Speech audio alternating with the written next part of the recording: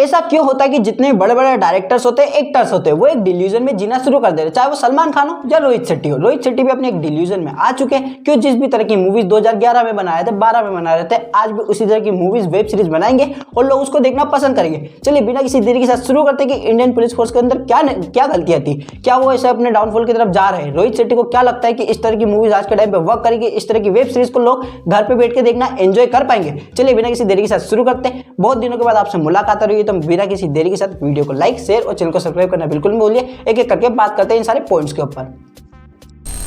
करना क्या बुरी डिसीजन था? नहीं, इनका मौका था कि हाँ ये खुद को रीइन्वेंट कर पाए, खुद की स्टोरी टेलिंग को थोड़ा सा नया नजरिया दे पाए और इसको अच्छे से प्रेजेंट कर पाए कि हाँ जिससे हमको रोहित शेट्टी के ऊपर थोड़ा सा भरोसा बढ़ जाए।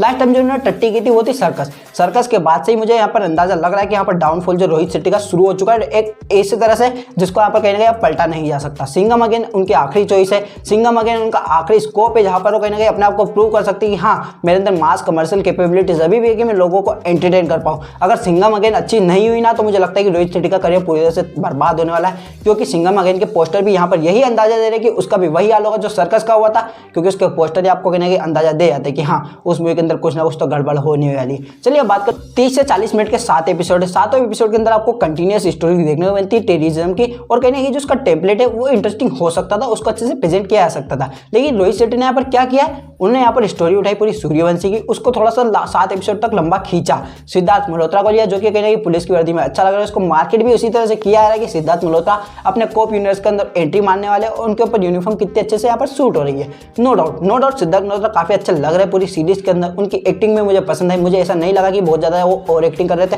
हाँ ऐसा कुछ बहुत ज्यादा एक्स्ट्रा ऑर्डिनरी नहीं किया, लेकिन कहीं पर भी डिसअपॉइंट तो नहीं किया। एटलीस्ट मुझे पूरी सीरीज के अंदर उनकी एक्टिंग अच्छी लग रही थी। कुछ मूवमेंट पे कहीं ना कहीं थोड़े से क्रिंजी हो रहे थे, जहाँ पर डायलॉग को पंच की तरह यहाँ पर कहीं बिल्ड करना चाह रहे थे, लेकिन वो नहीं हुआ। वो थोड़ी सी डायरेक्शन की भी गलती थी, थोड़ी सी डायलॉग राइटिंग की भी थी, और कहीं ना कहीं सिद्धार्थ मल्होत्रा की एक्टिंग की भी।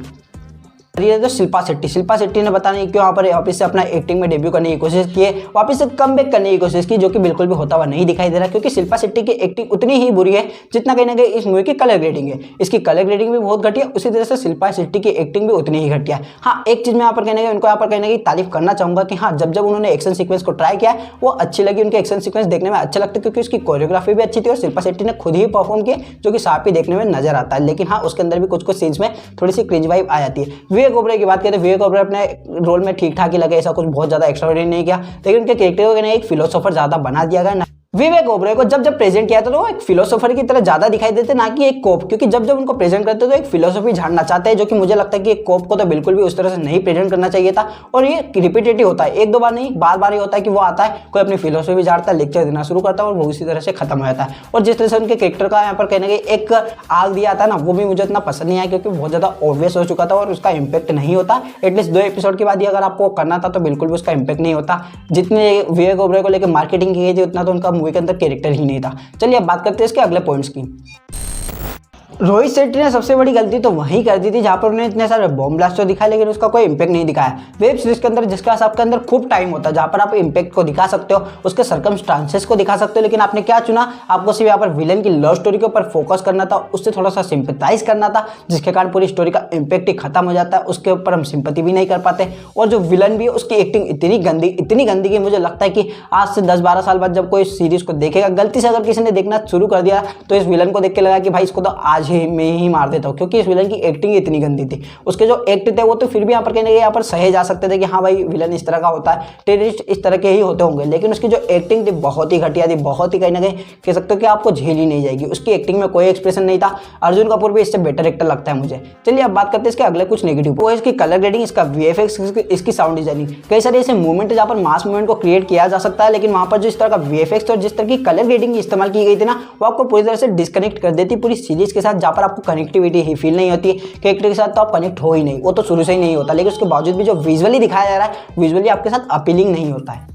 या कुछ सीन से वर्क कर जाते हैं इमोशनली, लेकिन उसके बावजूद भी पूरी सीरीज में आपको इमोशन कोई ड्राइव करे ऐसा नहीं है, क्योंकि पूरी सीरीज के अंदर कोई भी इमोशन आपको ड्राइव नहीं करता है। अगर इसके अगले नेगेटिव पॉइंट की बात करें तो वो है इसका वीएफएक्स, इसकी कलर ग्रेडिंग, इसकी साउंड डिजाइनिंग। इसका वीएफएक्स इतना बुरा कि कुछ अच्छे मूवमेंट्स को भी बर्बाद कर देता है। आपको हर आग वाला सीन आपको फेक नजर आएगा, कुछ ऐसे कैमरा एंगल्स थे जो कहीं ना कहीं चीज़ों को कन्विंसिंग दिखाने का काम करते हैं, लेकिन उसके साथ जो वीएफएक्स इस्तेमाल किया गया ना वो आपका पूरा मूड खराब कर देगा। कलर ग्रेडिंग भी इतनी गंदी की गई है। कब भी आई थी जिसमें ऐश्वर्या राय बच्चन का यहाँ पर लीड रोल दिखाई देता, संजय गुप्ता की कई सारी मूवीज है जहाँ पर कांटे कह सकते हो, मुंबई सागा कह सकते हो, और भी कई सारी एक दो मूवी आई थी जहाँ पर इस तरह की कलर ग्रेडिंग का इस्तेमाल किया गया था। एक्सट्रैक्शन के अंदर भी किया गया था, लेकिन वहाँ पर टेस्टफुली किया गया था जो अच्छा लगता है। लेकिन इस मूवी के अंदर काफी घटिया लगता है, पूरा पीलापन सा आपकी आंखों में फैल जाता है। आपको किस तरह से सीरीज को देखना है मुझे समझ नहीं आता, क्योंकि जब सीरीज खत्म होती है आपको लगता है कि इसकी प्रोडक्शन वैल्यू बहुत कम है, इसका जो बजट ही नहीं था जो ये दिखाना चाहती थी, इसके बाद बजट ही वो कन्विक्शन ही नहीं थी जिसके कारण हमको कुछ फील कर रहा हुआ है। सिद्धार्थ मल्होत्रा पूरी तरह से एक ही तरह का कैरेक्टर दिखाई देता है, उसका कैरेक्टर स्टेब्लिशमेंट नहीं है, उसके कैरेक्टर में कोई डेवलपमेंट नहीं है, उसका कैरेक्टर बस फ्लैट नजर आता है, ब्लेंड नजर आता है, जो कि सीरीज खत्म होते होते आपके ऊपर कोई इंपैक्ट नहीं डाल पाता है। सिंघम, सूर्यवंशी या सिम्बा, इन तीनों ही मूवीज के अंदर आपको लॉजिक नहीं मिलेगा, लेकिन तीनों ही कैरेक्टर के अंदर आपको एक आइडेंटिटी देखने को मिलती है। लेकिन इस पूरी सीरीज के अंदर किसी एक कैरेक्टर के अंदर भी आपको कोई आइडेंटिटी नहीं देखने को मिलती, तो मुझे लगता है कि रोहित शेट्टी अपना टच बोल चुके हैं, एटलीस्ट अपने कैरेक्टर का टच तो बोल ही चुके हैं। तो ओवरऑल ये सीरीज मेरे ऊपर कोई भी खास इंपैक्ट नहीं डाल पाती। सीरीज के अंदर भी कुछ चीजें थी जो मेरे लिए वर्कआउट कर जाती, थोड़े से इमोशनल थी, थोड़ी सी फिलोसॉफी और थोड़ा सा कहना है एक्शन सीक्वेंस जो मेरे लिए वर्क कर जाते हैं, लेकिन यहाँ पर कहना है काफी नहीं है 7 घंटे की इस वेब सीरीज को झेलना, या आधे घंटे के 7 एपिसोड को भी झेलना, क्योंकि ये सीरीज मैंने देखी मेरी रात खराब की है। आप मत कीजिएगा। अगर आपको ये सीरीज देख रही तो एक बार देख सकते हैं, अपनी पूरी फैमिली के साथ देख सकते हैं, 2-3 गालियां सुनने को मिल जाएगी फैमिली के साथ, अगर आप एडजस्ट कर सको तो देख लेना। और मेरा ओपिनियन तो ये है कि इस सीरीज को अवॉइड कर दीजिएगा, कुछ और अच्छी सीरीज आएगी उसको देख लीजिएगा। हम बात करते हैं किसी और वीडियो में, तब तक के लिए बाय।